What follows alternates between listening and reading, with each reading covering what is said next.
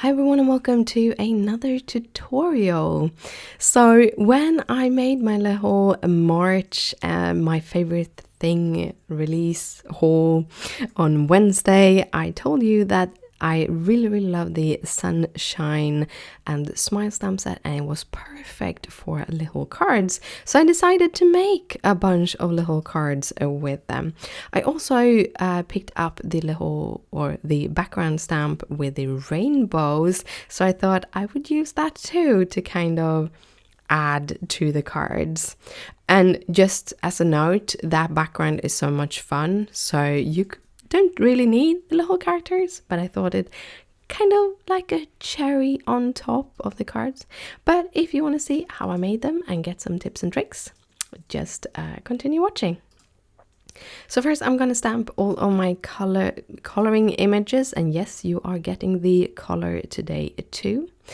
I always stamp up a lot more than the stamps I'm gonna need, and that is so that I don't have to stop in my kind of assembling of cards to do coloring, because I always feel that those are two different kinds of creating. So if I need to stop to color, then I kind of get out of the flow of assembling the card or cards. So I usually do all of my coloring for any card I do first. Well, first I choose the color scheme, then I do the coloring. So they are very simply colored, because I do believe when you are making small cards, having a little bit of a simpler coloring kind of make those cards a little bit more softer. And also when you're making like loads of cards, this is just 8 cards, but I have periods when I make like 30 cards, then you want some more simpler coloring. All of the Copics that I'm using here are linked in the description down below and also on my blog. So just so you know, if you're wondering which Copic colorings I'm using. So my favorite was actually this little ladybug, which if you look in the nature, their heads and their legs are actually black. However, if you use black there, you won't see the cute little face. So I decided to make the head grey, and so I did with the antennas too. For the flowers, I just used the colors that I already had used in the rest of the creations to make them match. And there are all of my little stamps all colored up and cut out. They do have the dies, the matching dies. However, I just use my scissors so that I can use my money for all of the stamps I want. So now we're going to make a background, and the way I have done it is I have cut little white squares that measures 2.5 inches by 2.5 inches. You could really do this by having a sheet that is 5 by 5 inches, do the embossing on that, and then cut them down into smaller pieces. You could even do the blending on those big pieces and then cut them to pieces. On the big piece and then cut them to pieces. The first embossing powder I'm using here is Hero Art's Fine White embossing powder, which is my favorite white embossing powder. And a little note on this, we are going to get to one of the glitter embossing powders that just didn't melt correctly anymore. I've always heard that embossing powders can get old, but I've had mine for like 5, 6, 7 years, so I didn't think that they could get old, but apparently they can. So yeah, don't let your embossing powders just lay in your cupboard. Just use them. Craft supplies are meant to be used. For my second embossing powder, I'm using this Nuvo. I think this is called Glittering Pearl. So it's a very light, almost yellow to a tone glitter and embossing powder. On a note with this, I'm using 2 different glitter embossing powders. They will shed. Both of them did shed. I didn't have that problem with the Ranger Holographic before. You can still get the Ranger Holographic. So if I would choose between the Nuvo and that one, I would definitely choose the Ranger Holographic. And this is my tub of the Ranger Holographic. Again, I probably had this for 6-7 years. I think this was one of my first embossing powders that I bought, so I'm not surprised that it grew old, but I was a little bit sad about it, because like I'm trying even here to add some more just to get it to get that little dome that you get from embossing, and it just didn't. It would just completely dry. So yeah, I'm gonna need to repurchase that one. Then I'm going to go into the blending, and as the Sunshines and Smiles is all about rainbows, I decided to use rainbow ink. I did feel that for a rainbow, that orange was a little bit too deep, so I ended up not using it except for this first blending. However, I really like that blending. You can really use it as like a sunset or something. So yeah, you can always, when things don't go your way, there's always a way to use it for something else. So here I decided to go in with the red, the yellow and the blue, because when you overlap the blue and the yellow, you will get the green, and when you overlap the red and the yellow, you will get the orange. I do use green later on. All of these inks are linked down below. The yellow, however, is a little bit of a lighter version of what is out there now. I bought it, I think that was one of the first inks that they released in 2021, and they have since removed it from their store, and they have replaced it with a slightly darker yellow, and that might be because it doesn't stamp very well. It's a little bit too light to stamp with, but I kind of like it anyhow. But yeah, the yellow out there is a little bit darker. But when you use your brushes, the ink will go on a little bit lighter, especially if you don't press too hard. I do press too hard on some of these blendings, and you're going to see that especially on the red. It gets a little bit blotchy because I'm impatient. When you use your brushes, you want to have a light pressure and then build up the color carefully. However, I just wanted to get down the color quick, so I pressed a little bit too hard, and then you get those kind of blotches. Also, that red, which is the fire coral, it is really potent.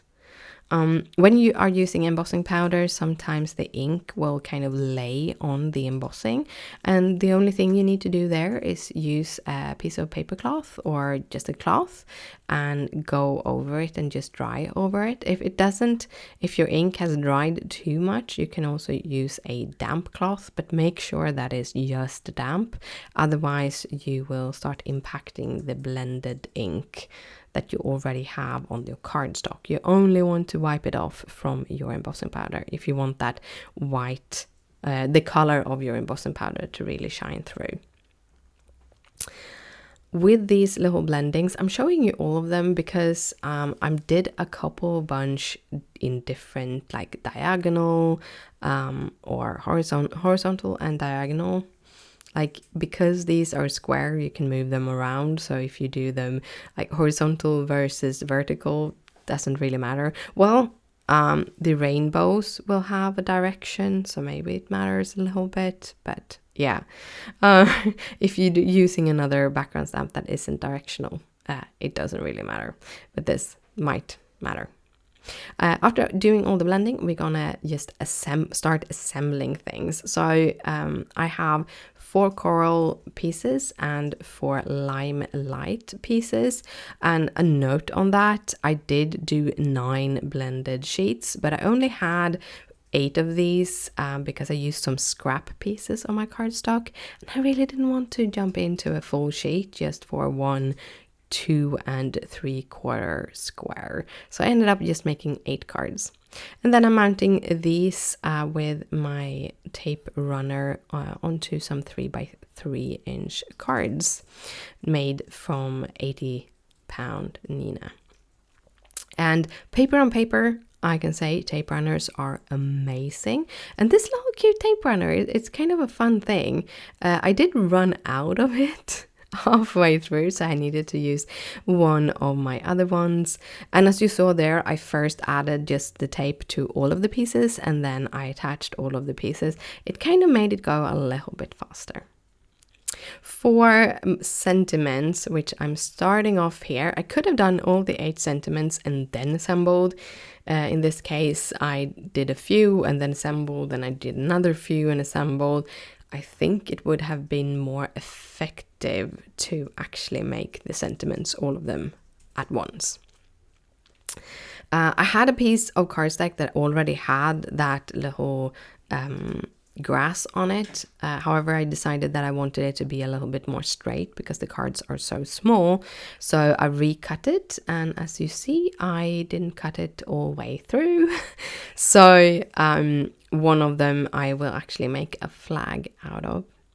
And then I heat emboss everything in white. This is actually one of my favorite way of making sentiments, and that is taking the matching card, the matching color, and making a flag with a heat embossed sentiment.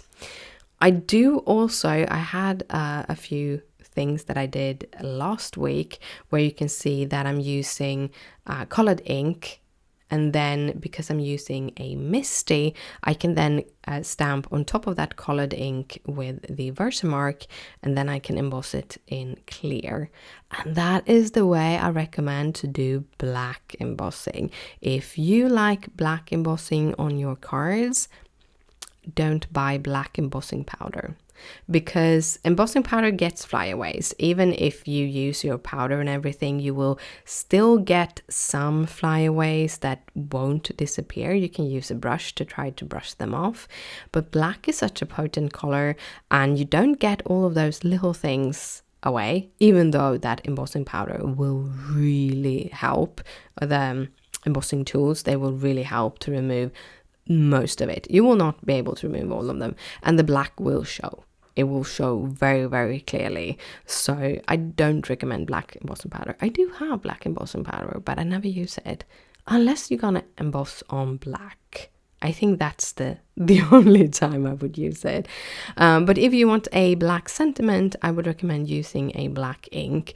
And even if it's not a sticky ink, you can just use a stamp positioner of some kind. I have my little Misties, and then you just stamp the black, and then you stamp some Versamark on top, and then you use clear embossing powder, and that will help you to get that beautiful dome, but not the mess you will get with the black embossing powder.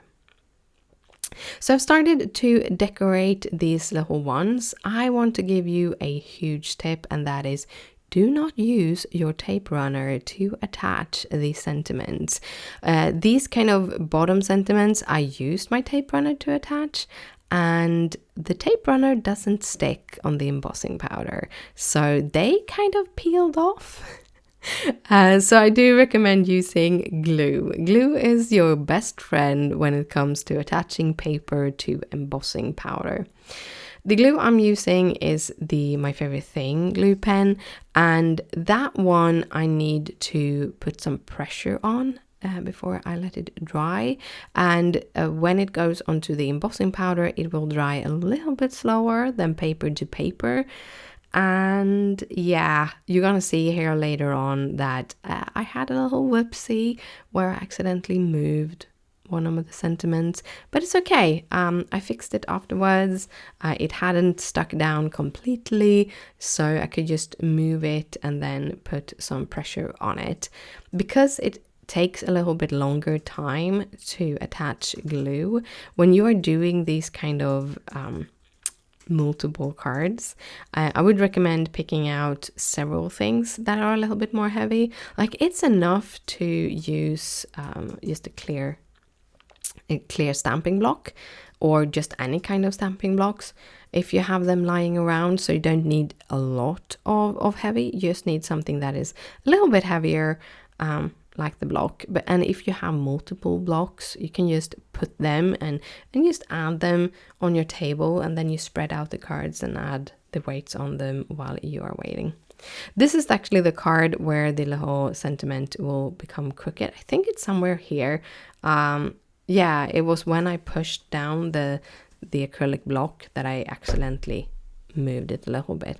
But I do love that card. It's one of my favorite with the raining flowers. I kind of like that idea.